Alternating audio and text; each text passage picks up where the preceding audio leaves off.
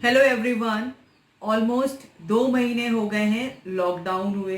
अब सरकार कुछ जगह पे कुछ कुछ चीज़ें खोल रही है, जैसे शॉप्स हो गई, ऑफिसेज हो गई, कहीं कहीं पे रेलवेज की सर्विसेज भी स्टार्ट हो गई हैं। इसका मतलब यही नहीं कि कोरोना वायरस खत्म हो गया या इसकी वैक्सीनेशन या मेडिसिन अवेलेबल हो गई है। गवर्नमेंट को ये इम्पोर्टेंट स्टेप लेना पड़ा। Because of lockdown direct negative impact हमारी अर्थव्यवस्था और इनडायरेक्टली इम्पैक्ट हम पे पड़ रहा है, जो कि आने वाले टाइम पे और अच्छे से दिखेगा। यहाँ पे हमारा मोटिव आपको डराना नहीं है, बल्कि अवेयर कराना है।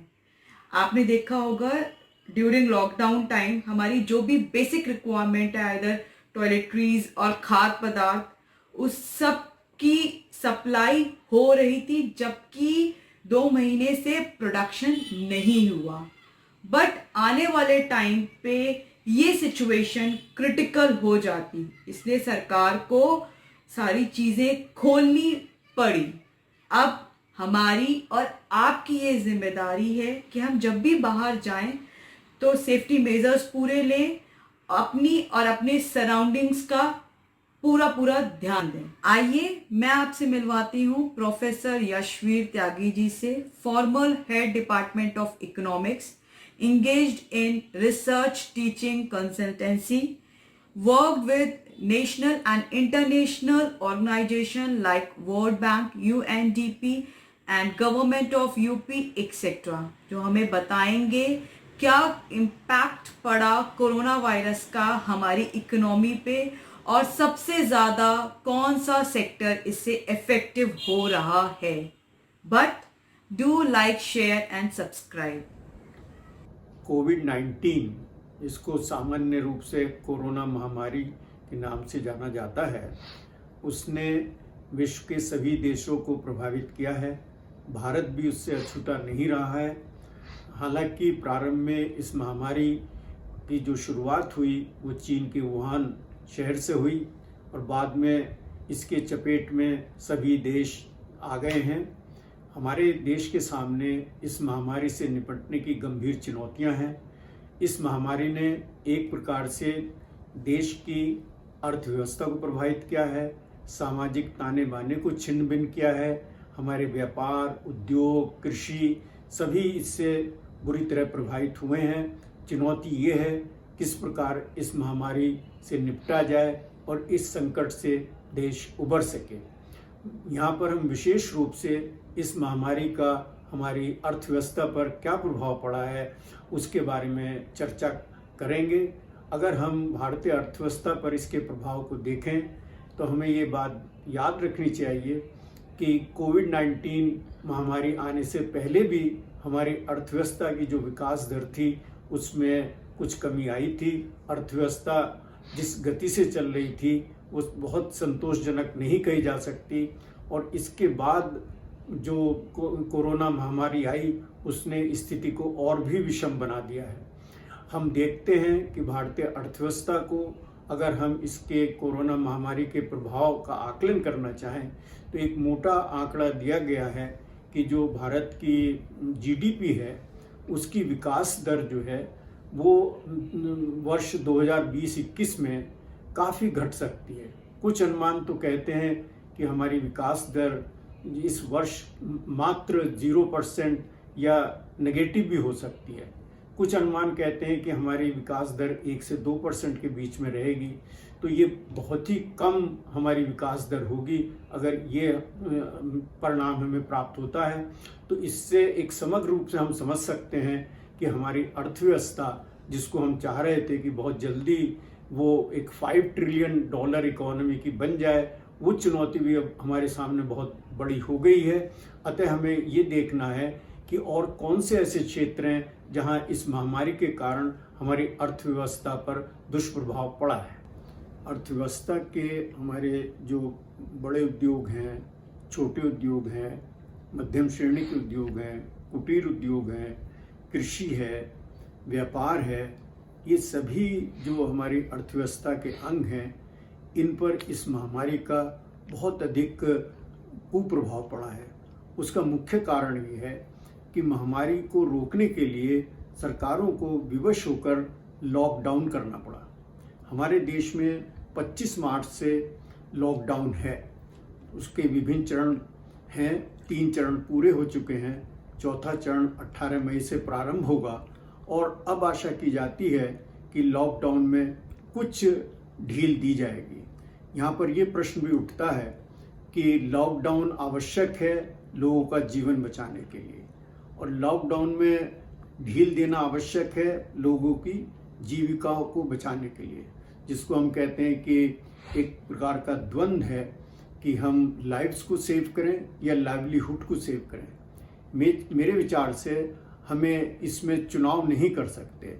हमें जीवन को भी बचाना है और जीविका को भी बचाना है।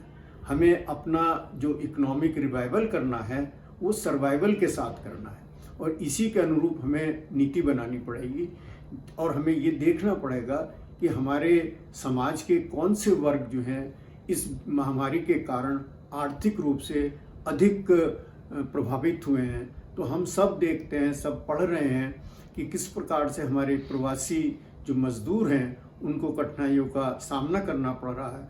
तो सरकार की पहली जो प्राथमिकता होनी चाहिए कि प्रवासी मजदूर जिनको मजबूर होकर अपने शहरों में, उद्योगों में जहां वो काम करते थे, अपने गांव में लौटना पड़ रहा है, तो उसका प्रबंध सरकार को बहुत अच्छे ढंग से करना चाहिए।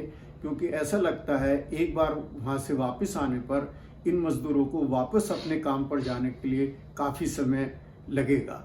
अतः ये जो बीच का अवधि होगी, बीच का जो समय होगा, इस समय में उनको अपने जीवन को चलाने के लिए कुछ धन की आवश्यकता होगी। तो केंद्र सरकार को और राज्य सरकार को जो प्रवासी मजदूर अपने घरों को लौट आए हैं और गांव, ज़्यादातर वो गांव में बसेंगे, तो सबको एक सम्मिलित प्रयास करना चाहिए कि मजदूर को जहां तक हो सके उनको रोजगार दिया जा सके। मनरेगा जैसी योजनाओं का और अधिक प्रसार करना चाहिए। जैसे अभी तक उसमें 100 दिन का रोजगार दिया जाता, सरकार उसको बढ़ाकर 150 दिन या 200 दिन का कर सकती है। इस प्रकार से उनको कुछ जीवन यापन के लिए कुछ पैसा मिल जाएगा। सरकार के पास साधन भी हैं, उनके खातों में, गरीबों के खातों में डायरेक्ट जो है पैसा ट्रांसफ़र सरकार को करना चाहिए। जिस प्रकार से किसानों के खाते में 6,000 रुपये प्रतिवर्ष दिया जाता है, मुझे लगता है कि अगर संभव हो तो इस राशि को बढ़ा देना चाहिए। सरकार ने और राज्य सरकारों ने इस ओर कदम भी उठाए हैं, लेकिन अभी तक हम ये नहीं कह सकते कि ये कदम पूरी तरह से सार्थक होंगे। इनको और अधिक सही ढंग से लागू करने की आवश्यकता है। अगर हम सरकार के कदमों की ओर देखते हैं, सबसे पहले उद्योगों को, व्यापार को, व्यवसाय को फिर से पुनर्जीवित करने के लिए रिजर्व बैंक ने, जिसको हम कहते हैं, उन्होंने अर्थव्यवस्था में तरलता बढ़ाई, लिक्विडिटी बढ़ाई, बैंकों के पास अधिक धन उपलब्ध कराया और उससे ये आशा की कि शायद हमारा जो क्रेडिट है, जो क्रेडिट फ्लो है उद्योगों को, व्यापार को, वो बढ़ जाएगा और उनको पुनः संचालित करने में मदद मिलेगी।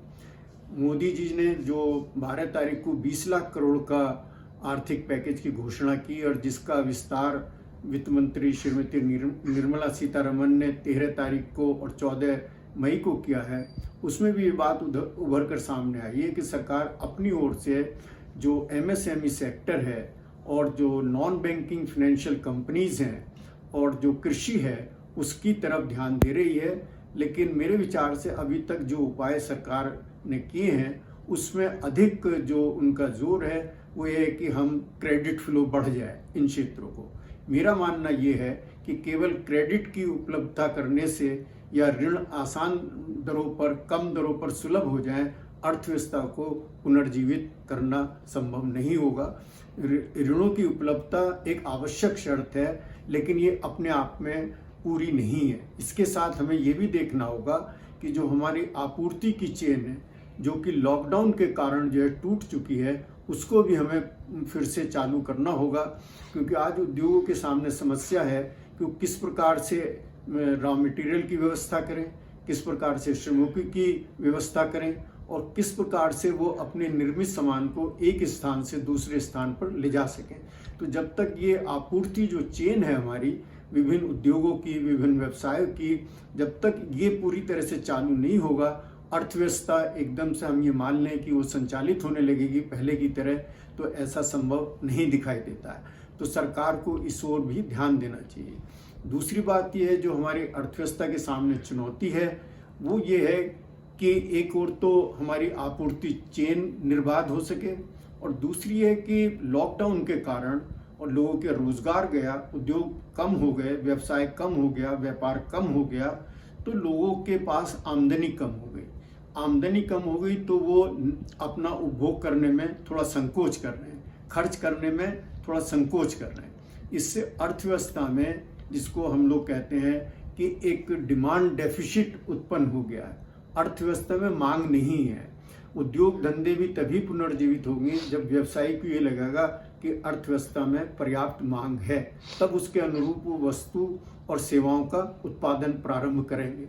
तो सरकार को ये भी देखना चाहिए कि अर्थव्यवस्था में मांग बढ़ सके, और इसके लिए अधिक प्रभावी जो कदम है वो राजकोषीय नीति हो सकती है कि सरकार को इस प्रकार राजकोषीय नीति का संचालन करना चाहिए कि लोगों के हाथ में प्रत्यक्ष रूप से अधिक धन पहुंचे, चाहे वो मनरेगा के द्वारा हो या डीबीटी के द्वारा हो या करों में छूट के द्वारा हो या दूसरी कल्याणकारी योजनाओं के द्वारा। सरकार का प्रयास ये होना चाहिए कि लोगों के हाथ में पैसा पहुंचे जिसको वो खर्च कर सके। जो हमारी सरकार ने क्रेडिट बढ़ाने के उपाय किए हैं वो एक प्रकार से प्रत्यक्ष रूप से लोगों के हाथ में पैसा नहीं पहुंचाते, अप्रत्यक्ष रूप से हम कह सकते हैं कि उसका प्रभाव भी दीर्घ काल में मांग बढ़ाने में सहायक सिद्ध होगा। तो हमें तात्कालिक रूप से भी कदम उठाने हैं, और जब हम ये कहते हैं कि राजकोषीय नीति को और प्रभावी ढंग से लागू करना चाहिए, तो सरकार को फिलहाल ये नहीं सोचना चाहिए कि इससे राजकोषीय घाटा बढ़ जाएगा या जिसको कहते हैं फिस्कल डेफिसिट बढ़ जाएगा। सभी विशेषज्ञ ये मानते हैं जब इस प्रकार की स्थिति उत्पन्न होती है अर्थव्यवस्था में, जब मांग की कमी हो जाती है, तो सरकार को चाहिए कि मांग की पूर्ति करने के लिए वो अपना निवेश बढ़ाए, अपना जो है व्यय बढ़ाए, जिससे अर्थव्यवस्था में मांग बढ़ सके। यही एक प्रभावी कदम हो सकता है, भले ही इसके लिए सरकार का राजकोषीय घाटा थोड़ा सा बढ़ जाए। अभी वो 3%, 3.5% के करीब एक मानक के रूप में माना जाता है, लेकिन अर्थशास्त्री भी ये मानते हैं कि अगर वो 5% भी हो जाए तो कोई उससे अधिक नुकसान हमारी अर्थव्यवस्था को नहीं होगा। एक और बात ध्यान देने की है कि इसमें जो हमारी राज्य सरकारें हैं, इस बीमारी से निपटने में उनकी भी अहम भूमिका है। तो क्योंकि लॉकडाउन होने से, अर्थव्यवस्था की गति धीमी होने से केंद्र सरकार के साथ साथ राज्य सरकारों के राजस्व में भी बहुत अधिक कमी आई है, और उनके पास भी संसाधनों की कमी आई है। बहुत सी राज्य सरकारों ने तो ये शिकायत की है कि उनके पास अपने जो एम्प्लॉयज़ हैं उनको वेतन देने तक के लिए पूरा पैसा नहीं है। तो मैं ये भी सुझाव देना चाहूँगा कि केंद्र सरकार को, राज्यों को जो सहायता दी जाती है, जो ग्रांट दी जाती है, और दूसरी जो केंद्र की परियोजनाएं हैं, उनमें अधिक राशि का आवंटन राज्य सरकारों को करना चाहिए, और केंद्र सरकार को और रिजर्व बैंक को राज्य सरकारों को ये अनुमति देना चाहिए कि वो बाजार से अधिक ऋण ले सकें। तभी हमारी राज्य सरकारें सक्षम रूप से इस बीमारी से उत्पन्न हुई अर्थव्यवस्था पे जो कुप्रभाव हैं उसका सामना कर पाएंगे। इस बारे में मैं एक बात की ओर इंगित करना चाहूँगा कि हमारी उत्तर प्रदेश की जो योगी सरकार है उसने एक चरणबद्ध तरीके से और प्रोएक्टिव ढंग से जो है इस समस्या से निपटने के अच्छे उपाय किए हैं। बीमारी को भी कुछ हद तक उन्होंने अंकुश लगाया है, और जो हमारे प्रवासी श्रमिक थे, जो छात्र थे, उनको लाने में योगी सरकार ने बहुत प्रभावी कदम उठाए हैं। और जैसा कि सरकार ने योजना बनाई है कि वो 90 लाख रोजगार के अवसर पैदा करेंगे, हमारा जो MSME सेक्टर उसके द्वारा और मनरेगा के द्वारा, तो ये प्रयास हमारी योगी सरकार के प्रशंसनीय है। आवश्यकता इस बात की है कि हम एक जागरूक नागरिक की भांति सरकार के इन कदमों में सरकार का सहयोग करें।